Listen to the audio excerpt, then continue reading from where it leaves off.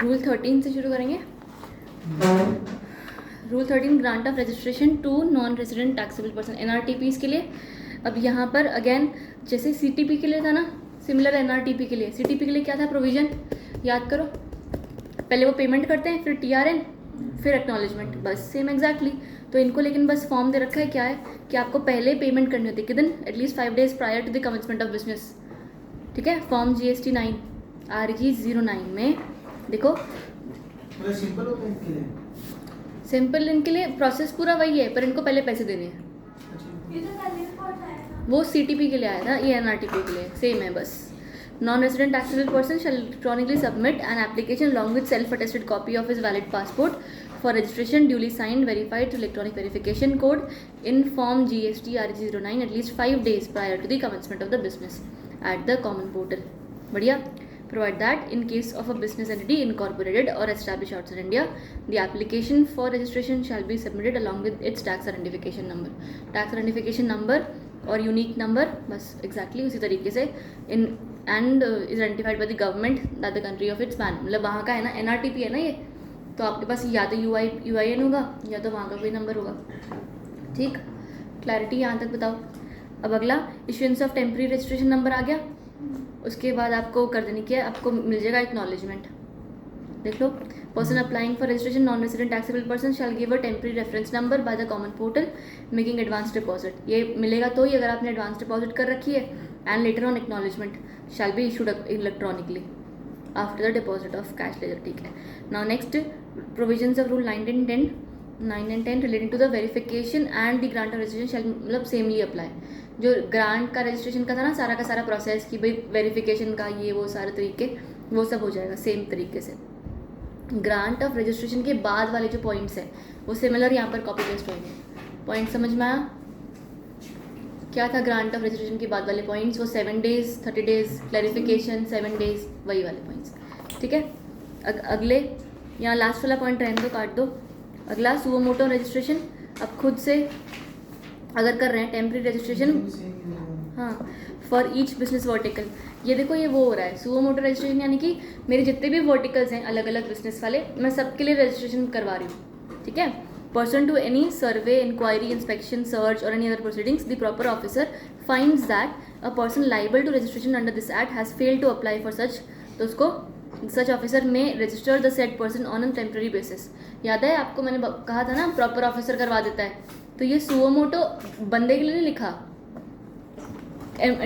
GST वाले बंदों के लिए लिखा है, GST के लिए लिखा है कि GST रजिस्ट्रेशन प्रॉपर ऑफिसर के लिए लिखा है कि या तो तुम खुद अपना रजिस्ट्रेशन करवा लो लाइबल और कंपलसरी के हिसाब से, या तो सुओ मोटो हम कर देंगे तुम्हारा।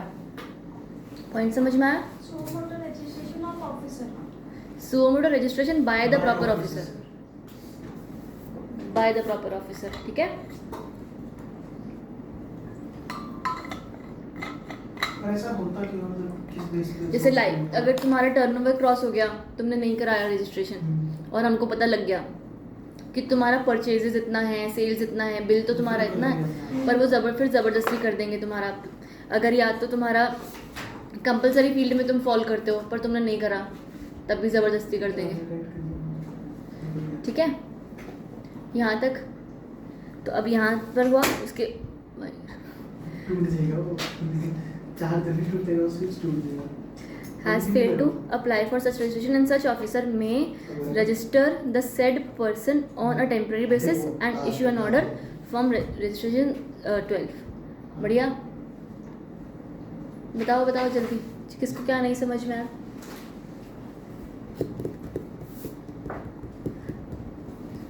पढ़ो, बाद में पढ़ो।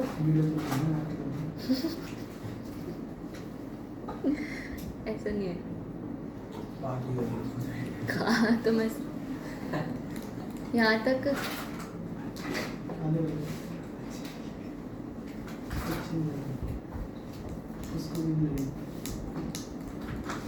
अपने रील बना सकते हो, ये बना सकते हो, ये मैं हूँ, ये बच्चे और यहाँ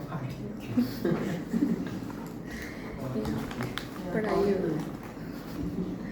हाँ, ये तो बना सकते हैं, ऐसे पढ़ते हैं साथ में कोक की बोतलें ले आते हैं। रख लो।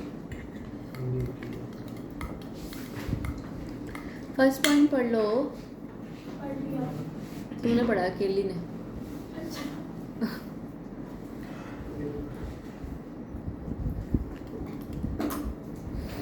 ठीक है मैम। कोई डाउट है?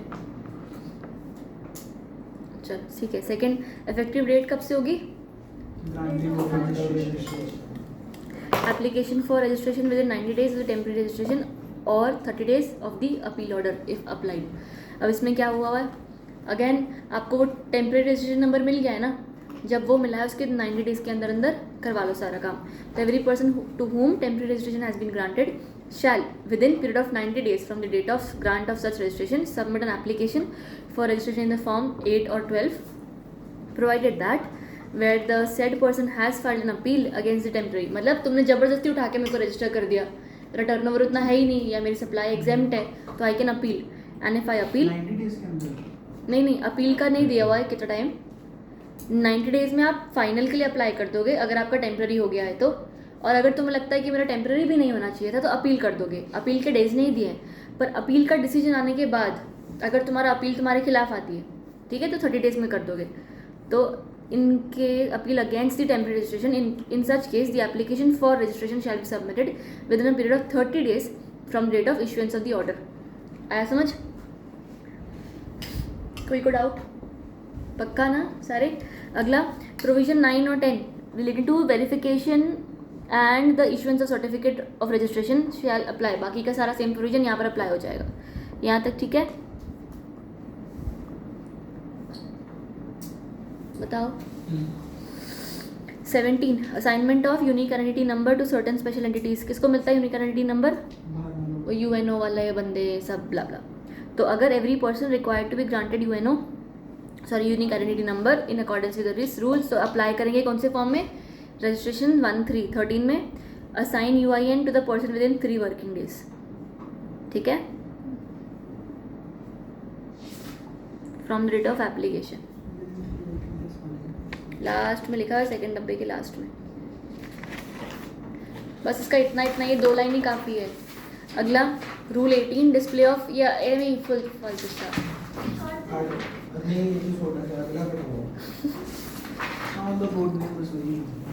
बाहर बोर्ड चिपकाना होता है कि आप रजिस्टर्ड हो। ठीक है, हर बार हर कंपनी जो जीएसटी में रजिस्टर्ड होती है ना, उनके बाहर गेट के बाहर बोर्ड लगा होता है कि हम जीएसटी में रजिस्टर्ड है, हमारा जीएसटी आई नंबर ये है। ठीक है, प्रोमिनेंट प्लेस पर। 19 कैसे पढ़ेंगे?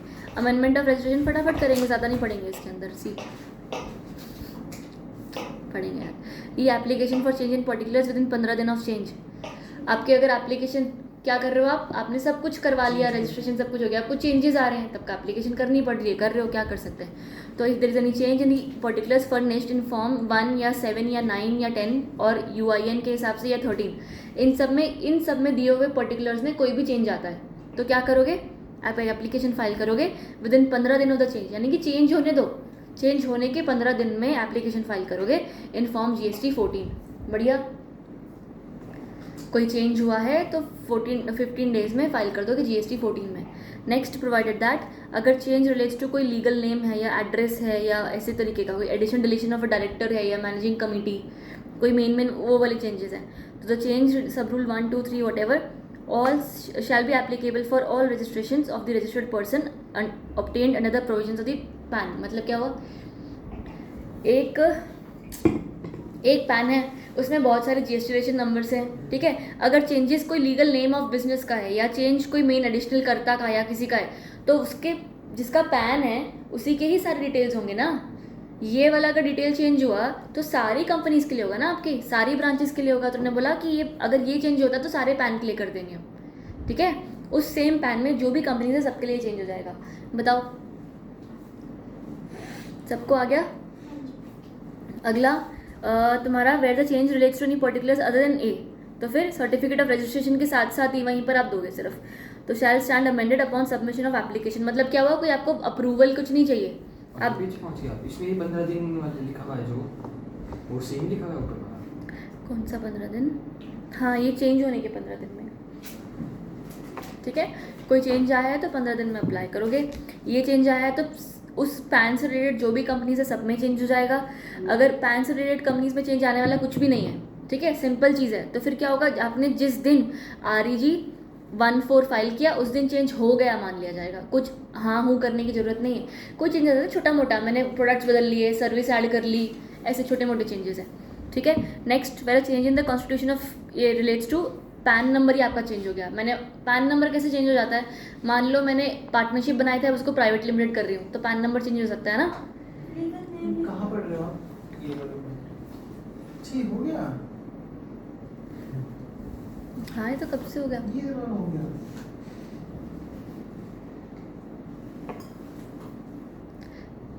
सारे देख लो, जो हो गया है वो एक बार देख लो यार। एक लेसन और करना है।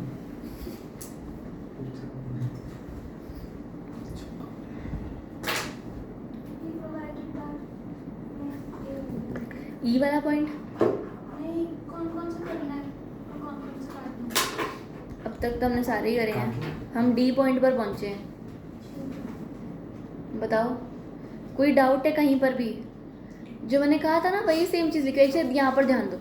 हमने अभी तक क्या कहा था कि अगर आपका पॉइंट नंबर 1 में क्या लिखा हुआ है कि ये फॉर्म में कोई चेंज आया, अगर वो फॉर्म में चेंज आया तो 14 में चेंज के लिए अप्लाई कर दो। अगर जो चेंज आया है वो इतना बड़ा है कि आपका ये 3 मेन चेंज है, लीगल नेम चेंज है, या तो address of principal place of business change है, या तो थर्ड वाले पॉइंट में कोई चेंज है। थर्ड वाले पॉइंट में आपका कोई भी चेंज हो सकता है, ठीक है, कोई वारंट या ये प्रॉपर ऑफिसर या कुछ भी वैसा कुछ चेंज हो रहा है। तो अगर ये एक ऐसा चेंज है तो इसका मतलब क्या हुआ कि जो उस एक पैन से जो भी कंपनीज जुड़ी हुई है ना, उस पैन से जुड़ी हुई सारी कंपनीज में ये चेंज आएगा, अगर ये चेंज स्पेसिफिकली 1, 2 और 3 का है तो, ठीक है, क्लैरिटी। तो अगर वो पैन से जुड़ी हुई सारी कंपनीज के लिए चेंज आया तो आप क्या करोगे, बस सबमिट करोगे REG 14 और आपका उस हिसाब से अप्रूव हो जाएगा, ठीक है। अगर तुम्हारा चेंज इस तरीके का नहीं है, वो अगले पॉइंट में दिया हुआ है C में कि अगर change relates to other than A, ठीक है, अगर अदर देन A वाला चेंज है तो फिर वो चेंज के लिए आपको इतना मेहनत करने की ज़रूरत नहीं है, क्योंकि वो चेंज फिर उस पर्टिकुलर कंपनी के लिए होगा, यानी कि उस पर्टिकुलर रजिस्टर्ड वाला GST वाले नंबर के लिए होगा, ठीक है, पूरे पैन के लिए वाला नहीं होगा। तो अगर वैसा होगा तो 14 में अप्लाई कर दो, जैसे ही अप्लाई कर दिया मान लिया जाएगा हो गया चेंज। अगला हमने बोला कि अगर आपने कोई ऐसा चेंज बड़ा किया है जिसकी वजह से आपका पूरा का पूरा पैन नंबर ही चेंज हो जाता है, तो फिर कुछ नहीं, तो फिर आपको GST REG 01 दोबारा से फाइल करना पड़ेगा, ठीक है। E और 1A कट कर दो। सेकंड पॉइंट में issuance of notice if proper officer is not satisfied with information documents, तो कुछ नहीं, वो बोलेगा दोबारा कि भाई सबमिट करो REG 14 जो तुमने किया था ना, उसके बाद serve a notice in form REG 03 requiring registered person to show cause notice within period of 7 working days of service of that said notice as to why application submitted shall not be rejected. समझ आया? जो तुमने application दी है, वो जो application GST 14 वाली है, ठीक है, वो एप्लीकेशन तुमने सबमिट करी, वो एप्लीकेशन देखेगा, उसको रिजेक्ट कर देगा, पर रिजेक्ट करने से पहले तुमको एक शो कॉज नोटिस भेजेगा, ठीक है। शो कॉज नोटिस किस चीज़ का, कि बताओ कि मैं इसको क्यों ना मना करूँ, ठीक है, पॉइंट समझ में आ गया। अब यहाँ तक उसने बोला कि ये वाला जो शो कॉज नोटिस है वो सबमिट होगा within 7 days of the service of the said notice as to why application. आपको इस 7 days में आपको क्या करना है, उस शो कॉज का जवाब देना है, शो कॉज का जवाब आएगा, रिप्लाई आएगा 7 days में, ठीक है। अगला रिप्लाई, हाँ वही 7 days बोला, shall furnish a reply to the notice of show cause in form GST 04 within 7 दिन। बढ़िया, वो जो रिप्लाई जा रहा है वो 4 में जाएगा। रिप्लाई नॉट फर्निश्ड, तो फिर हम मान लेंगे कि the proper officer shall reject the application submitted and pass an order in GST REG 05। क्या कर देगा, रिजेक्ट कर देगा आपकी एप्लीकेशन, अगर आपने फर्निश नहीं किया शो कॉज तो। यहाँ तक ठीक है। उसके बाद 5th डीम्ड अमेंडमेंट, वो नहीं, हाँ बोला तो वही वाला है ना, डीम हो जाएगा। 20 कट कर लो। 21A suspension of registration, first point mark करो please. Where a registered person has applied for cancellation, तो registration shall be deemed to be suspended from the date of submission of the application और the date from which application is sought, whichever is later, ठीक है। अगर मैंने cancel करना है तो cancel कर दिया जाएगा जिस दिन मैंने एप्लीकेशन करी। पर अगर मान लो मुझ पर एक केस चल रहा है तो अभी के लिए halt, pending completion of proceedings अगर कोई है ना, तो प्रोसीडिंग्स आपकी खत्म होगी उसके बाद ही कैंसिल हो सकता है, यहाँ तक ठीक है। अगला 2A 3 नहीं 2A तक कट कर लो। 3 वाला खाली फर्स्ट पॉइंट पढ़ लो। एक्सप्लेनेशन पर हाँ ठीक है। 2 और 2A कट किया पूरा। थर्ड का 2 लाइन क्या है कि आप अगर सस्पेंडेड हो, ठीक है, वो सस्पेंशन था ना, तो अगर सस्पेंडेड हो तो उस टाइम पे कोई भी सप्लाई नहीं करना टैक्स वाली। Explanation cut, 3A cut, 4 cut, 5 cut. हाँ सिर्फ 3 का 2 लाइन इस और पे। एक्सप्लेनेशन से सारा। हाँ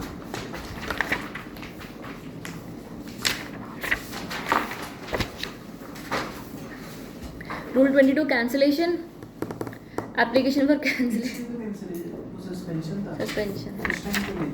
हाँ अगर नहीं तुमने अप्लाई कैंसिल के लिए ही किया था, पर तुम्हें सस्पेंड कर दिया जाएगा जब तक कैंसिल का ऑर्डर नहीं आता। आया? क्योंकि जब तक तुम्हारा पीरियड, वो बोला ना, up to pending the completion of cancellation, तब तक तुम सस्पेंड हो। आ रहा है समझ? क्या कौन सा पॉइंट बोला? बस काफ़ी ठीक है। Next rule 22 cancellation of registration. चलो कैंसिल हो रही है तो क्या करना है? Seeking cancellation registration shall electronically submit the application for cancellation in 30 days of the occurrence of event. ऐसा कुछ हो गया है कि अब हमें कैंसिल करना पड़ेगा, तो उस इवेंट के होने के 30 दिन के अंदर अंदर आप बोल दो। ठीक है। Details of ITC inputs in stocks and Capitals, जो पड़ा हुआ है याद है, कैंसिल होता है तो क्या करते हैं? रिवर्स होगा ITC। आपका सारा डिटेल आपको देना पड़ेगा, क्या क्या स्टॉक है आपका पड़ा हुआ है, हेल्ड इन स्टॉक या तो सेमी फिनिश गुड्स या तो कैपिटल गुड्स में। बढ़िया। बाकी डिटेल्स ऑफ पेमेंट कितना आपने कर रखा है, लाइबिलिटी लेजर में क्या है क्या नहीं, सारी details they the. Cancellation order of by proper officer, ये विद इन 30 days। मार्क करो फटाफट से, क्या लिखा हुआ है विद इन 30 days में, क्या हो रहा है? कैंसिलेशन का ऑर्डर रिसीव हो रहा है। प्रॉपर ऑफिसर नहीं होता है वो सो तो क्या बोलता है? स्टार्टिंग से ही ना, मतलब मैंने कभी किसी के सामने बोला मैं अपना पढ़ने के लिए सो मोटू सो मोटू। सो मोटू नहीं खुद पढ़ता हूँ तो कहीं बार सो मोटू बोलता अरे कितना वो ले गया प्यार से, तूने जैसे बोला उसको समझा भी नहीं वो। आई नो अच्छी बात है। समझ आया मैं क्या बोलूँ, समझ आया मैंने क्या देखो गलत तो नहीं बोलते।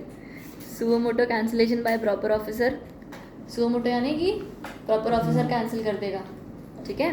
Cancel the registration suo motu, he shall not cancel the same without of course क्या 7 दिन के अंदर आप रिप्लाई करो। सच में मोटू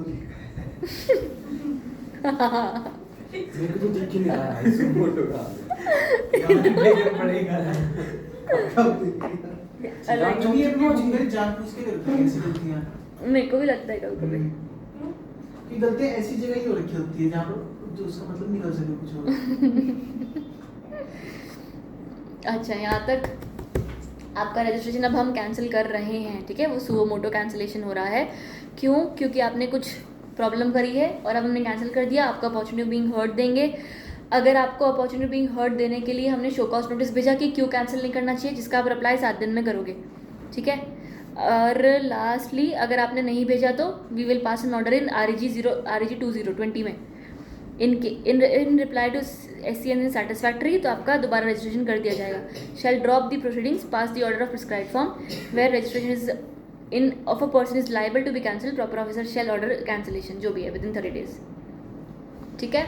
आपने वो शो कॉज नोटिस का रिप्लाई किया 7 दिन में, रिप्लाई पहुंच गया, उसके 30 दिन में वो ऑर्डर पास कर देगा। याद रखना है कि नहीं रखना है बंदे को। Effective date shall be date from the date of determined by the proper officer. ठीक है। बस इतना काफ़ी है। Next, once registered person has applied for cancellation of registration the proper officer should temporary suspend its registration. ये पीछे हम पढ़ के आए टेम्पररी वाला, कि इसको सस्पेंड कर दिया जाएगा till the formalities are done. Physical verification of business premises in certain cases. दोबारा क्यों आ रहे हैं? ये सर्टेन प्रीमिसेस है। और जो ये सस्पेंशन वाला जो भी ये चल रहा है, तब तक जो भी ITC वगैरह क्लेम हुआ होगा इसी क्या बोल रहा हूँ, जो उसने मतलब होगा हाँ हाँ रिवाइज कराया होगा जो भी होता है देखने में उसको, तो रजिस्ट्री मतलब ये ना होने के बाद कर सकता है क्लेम बाद में कि वो सब हट जाएगा।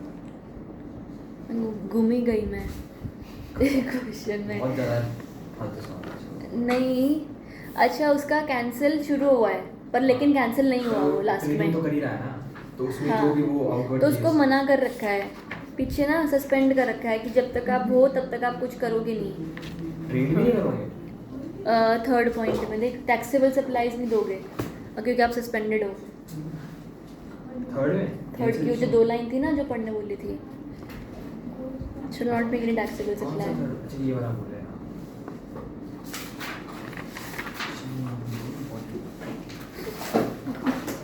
मैं भी बोलती हूँ 13 से नॉट इम्पोर्टेंट स्टार्ट होगा ना। ना बस 2 पेज रह गए यार। 25 physical verification shall not make any taxable supply मतलब ऐसे सप्लाई नहीं कर सकता सप्लाई नहीं करेगा। अरे जो एंड supply आउट और कर नॉन टैक्सेबल जीएसटी अंडर में दारू बेच ले Physical- दोनों का दिमाग उधर ही चल। But the proper officer satisfied that the physical verification of the place of business of कैसे दोबारा है? नहीं इसमें फोटोग्राफ है ना। नहीं कुछ और है। हाँ पढ़ तो तभी तो पढ़ने की तो कोशिश कर रही हूँ मैं। Place of business of a person is required after the grant of registration. He may get such verification done. ये दिन तुम्हारे उसमें लगती नहीं। रजिस्ट्रेशन डन हो गई है अब कुछ वेरिफिकेशन चाहिए ठीक है। तो उसके लिए the verification report along with other documents including photograph shall be uploaded in GST REC 30 on the common portal with in 15 दिन फ्रॉम द सच वेरिफिकेशन। ठीक है हाँ आपने बोला था ये 31 से 5 बजे थोड़ा कम है। हाँ ये 25 नॉट इम्पोर्टेंट मार्क कर लो। डीम्ड रजिस्ट्रेशन ये यूआईएन के ये ऊपर फिर से है। क्यों आ रहा है? वो उनके लिए आ रहा है UIN के लिए। The grant of registration to UIN shall be deemed to be grant of registration अगर आपने जवाब नहीं दिया तो। Special provision related to casual taxable person NRTP वो दोबारा 90 डेज है देखो। Certificate of registration issue to a casual taxable person shall be valid for a period specified. ये प्लीज़ ये मार्क करना ये काम का है। कैजुअल टैक्सेबल वाले टेम्प्रेरी मिलता है ना उनको TRN, उनको परमानेंट वाला तो मिलता ही नहीं है। तो उनको जो टेम्प्रेरी मिलता है वो 90 डेज़ के लिए होता है। अगर आपको चाहिए तो आप बढ़वा लो ठीक है। 90 days specified in the application या तो रजिस्ट्रेशन में लिखा होगा या तो 90 डेज होगा विच एवर इज अर्लियर। बढ़िया। अगर आपने 90 डेज के लिए नहीं करा उसके ऊपर कर लिया तो फिर आपको एक्स्ट्रा रजिस्ट्रेशन चाहिए टैक्स सीडीटी को 90 दिन के लिए मिलता है। हाँ और आगे का फिर आपको लेना पड़ता है दोबारा अगर आपको एक्सटेंड करवाना है तो। यहाँ तक समझ में आ रहा है ठीक है। अब इसके बाद एक और चीज़ का ध्यान देना है क्या कि CTP वालों को एडवांस पेमेंट भरवाते हैं ना, तो ये एडवांस पेमेंट एडवांस में ही भरवाते हैं सारी जितना टैक्सेबल सप्लाई करने वाले। मान लो मैंने 3,000 का GST भर दिया है जिसके अंडर मैं 30,000 का टैक्स कर पा रही हूँ सप्लाई कर पा रही हूँ ठीक है मान लो। तो अगर ऐसा है इन दिस केस जिस दिन मैं 31,000 का सप्लाई करूँगी ना उस दिन मैं दोबारा पहले एडवांस भरूँगी। ये प्रीपेड टाइप का चलता है कि आप बिना पैसे दिया वो नहीं बात कर सकते हो ठीक है। तो 2 वाला पॉइंट देखो और second line make an advance deposit to an equivalent to the estimated tax liability of such person. बढ़िया बताओ सारे हो साथ में पढ़ रहे हो। CTP NRTP का डिफरेंस है एक बार देख मार्क कर लो रीड कर लेना। Cancellation of registration the proper officer may on its own motion या application filed with registered person या तो in case of death cancel the registration such manners may be specified blah blah blah. बंद ने काम करना बंद कर दिया है या कंस्टिट्यूशन ऑफ बिजनेस में चेंज हो गया या तो no longer liable to be registered. ये हमने कैंसिलेशन पढ़ रहे थे ना पीछे, इसमें कैंसिलेशन क्यों हो रहा है उसके बारे में लिखा है ठीक है। या तो बंदा रहा ही नहीं है या तो कोई डेथ हो गई है या तो ऑन इट्स ओन मोशन में बोल दिया कि अब मेरे को और काम नहीं करना या बिजनेस का कॉन्स्टिट्यूशन चेंज हो गया है ठीक है। अगला the PO cancel registration from the such date और retrospective date as may deem. अगर आपको लग रहा है कि तुमने कोई गड़बड़ करी है ठीक है तो हम तुम्हारा कैंसिलेशन खुद भी नहीं सुओ मोटो नहीं कर रहा था वो रजिस्ट्रेशन का कैंसिल, तो वो अपने आप कर सकता है। वो कैंसिलेशन रिट्रोस्पेक्टिव यानी कि पुराने टाइम से भी हो सकती है। अगर उसने पुराने टाइम से कर दिया तो उसके बाद वाला कुछ सप्लाई कर रखा है तो फिर वो रिवर्स करना पड़ेगा। इसमें और रूल नंबर 22 में क्या फर्क है? रूल नंबर जो तुम्हारा 22 कैंसिलेशन ऑफ रजिस्ट्रेशन। 22 में बोला है कि कैंसिल होगा, होता है। यहाँ पर बोला है क्यों होता है, वहाँ पर प्रोसीजर दिया है ना। प्रोसीजर। हाँ 22 में पीछे ही प्रोसीजर दिया था, यहाँ पर बोला है कि क्यों, क्या हो गया ऐसा कि कैंसिल हो रहा है। ठीक है, पॉइंट नंबर 1 का ए का 1 और 2 और 4 और 5 और लास्ट वाला 9, 1 2 4 5 9 ये नहीं करने। यही करना है सिर्फ। ये ना सेकंड पॉइंट की बता रहे हैं ना। 1 और 2, हाँ। He does not conduct any business, cancel हो जाएगा। इनवॉइस बिल विदाउट सप्लाई कर रहा है, कैंसिल कर देंगे हम उसको। 4th violates any of 10A 10A यानी कि फर्निशिंग ऑफ बैंक अकाउंट। वो कॉम्पोजिशन से, कॉम्पोजिशन अलग था, सेक्शन 10 नहीं है। ये रूल है ना। उसके बाद avail input tax credit in violation, आपने ज़्यादा आईटीसी ले लिया। और लास्टली क्यूआरएमपी स्कीम में हो, क्यूआरएमपी अगले वाले में है चैप्टर में, मतलब हो गया यार। पर्सन, हाँ कटवा। अच्छा ये रहा 10, देख अगला पॉइंट तू कह रहा था ना 10 अंडर सेक्शन 10। ठीक है, बस अगर आपने अब सेक्शन 10 में हो और आपने 3 महीनों से रिटर्न फाइल नहीं किया, second non filing of return, आपने वॉलंटरी रजिस्ट्रेशन करवाया और 6 महीने से काम ही नहीं शुरू किया, फिर हम आपका कैंसिल कर देंगे। तो ये क्या बदतमीजी है। ठीक, इनको कैंसिलेशन करके मिलेगा क्या? बंदा किसी ना किसी दिन तो इन्हीं को फायदा देगा ना, जीएसटी तो इन्हीं को भरेगा। कंप्लायंस बढ़ रहे होंगे आप। रजिस्ट्रेशन बाय फ्रॉड कर रखा है, इनको भी टारगेट मिलता है। Registration by fraud, liability to tax not affected by cancellation of registration. मतलब क्या हुआ, अगर कुछ टैक्स टूक्स आ गया है तुम्हारा, वो तो पे करोगे ही ना, तो वो तो पे करना ही है। जो भी लाइबिलिटी होगी तो आपको पे करनी है, बस इतना। सेकंड पॉइंट कट कर देना, टू डिस्चार्ज वाली। 4th कैंसिलेशन रजिस्ट्रेशन और जीएसटी डीम्ड कैंसल्ड, कुछ नहीं। अगर तुमने कैंसिलेशन रजिस्ट्रेशन, अरे यार फालतू है, एसजीएसटी सीजीएसटी कैंसिल हो गया रजिस्ट्रेशन, तो यूटीजीएसटी आईजीएसटी भी तो कैंसिल हो ही जाएगा ना, क्या फालतू। अब ऑन कैंसिलेशन पे आईटीसी अवेल्ड, आईटीसी जो अवेल कर रखा है वो वापस कर दोगे, पे कर देंगे जितना स्टॉक हमारा उस पर है। कर दोगे। अच्छा अगर कैपिटल गुड्स वाला आईटीसी है तो सारा वक्त कैपिटल गुड्स वाला वो वो डेप्रिसिएशन करके निकाल फिर के वो वापस आएगा बढ़िया। 5% पर क्वार्टर। बस ये अगले पेज पर लिखा हुआ है, reduced by such percentage points as may prescribed. मिल गया 5% फिक्स है। 5% ये 6th कार्ड। तो ये लगा था बोलने कैपिटल गुड्स पे कहाँ देते हैं।